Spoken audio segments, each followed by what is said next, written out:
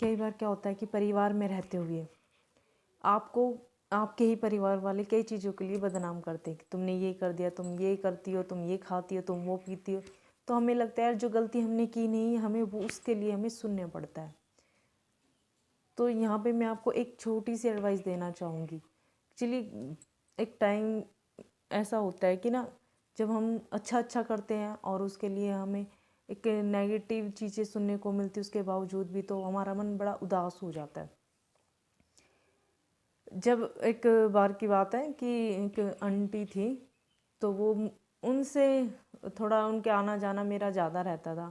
तो एक बार क्या हुआ कि उन्होंने मुझे बताया कि उनकी सास ऐसे बोलती है कि सारा घी ख़त्म कर दिया है, हलवा बना बना के खा लिया है।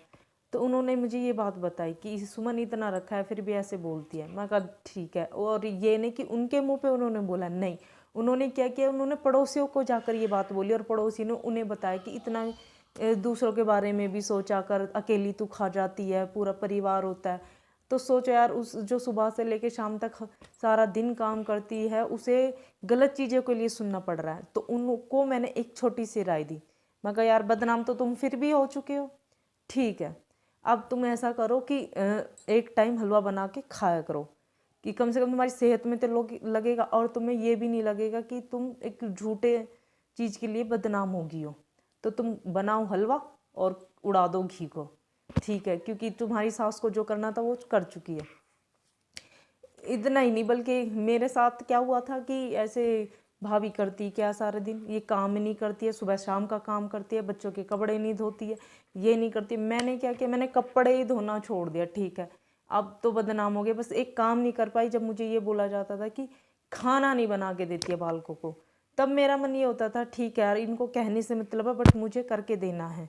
मतलब जिस चीज़ के लिए अपना मन ना माने ना, वो काम तो आप ज़रूर करो, क्योंकि उसके लिए हमारा मन गवाही नहीं देता। ठीक है, जो हमारे हाथ में है कि जैसे हमने कपड़े नहीं धोए हैं, हमने बर्तन नहीं धोए, धो भाई अपने, खाओ और बर्तन धो, क्योंकि वैसे भी बदनाम वैसे भी बदनाम। रही बात खाना बनाने, किसी को गरम नहीं दिया मैंने, उसके बाद जब मेरे को सुनने को मिला, बनाया, बना के रख दिया, खाओ, इससे ज़्यादा कुछ नहीं, क्योंकि बदनाम करने के अलावा उन्हें कोई काम नहीं था दूसरा। मतलब मुंह पे कोई नहीं कहता, कहते हैं दूर दूर की रिश्तेदारियों में। तो ये एक दिल दुखाने वाली बहुत बड़ी बात हो जाती है हमारे लिए। तो मुझे पता है कि ऐसा बहुत सारी औरतों के साथ ऐसा होता है।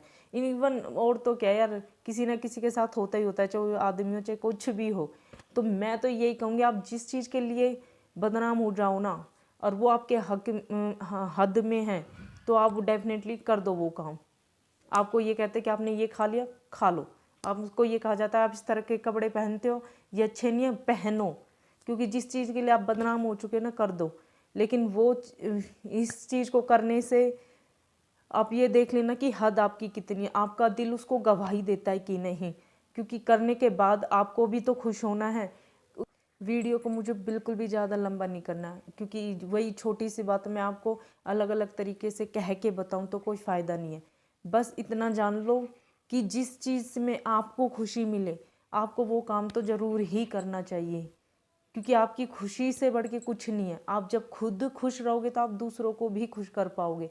दूसरों को खुश करने के चक्कर में आप अपने आप को तकलीफ़ें देते हो। तो इससे ज़्यादा अच्छा है कि आप वो करो जो आपको खुशियाँ दे, जो आपके मन को शांति दे, जो चीज़ें। और हाँ, मुझे पता है कि ये हर घर में होता है कि आप जो काम आप करते नहीं उसके लिए आपको बदनाम किया जाता है। तो आप कोशिश करो कि जो कर सकते हो आप वो करो, जिस चीज़ के लिए आप बदनाम है। ठीक है, 4 लोगों ने आपको कह दिया, 4 लोगों में आपके घर वालों ने सुना दिया है कि ये ऐसी वो ऐसी, ठीक है, आप वैसा बन जाओ, देखने बदनाम फिर भी और फिर भी।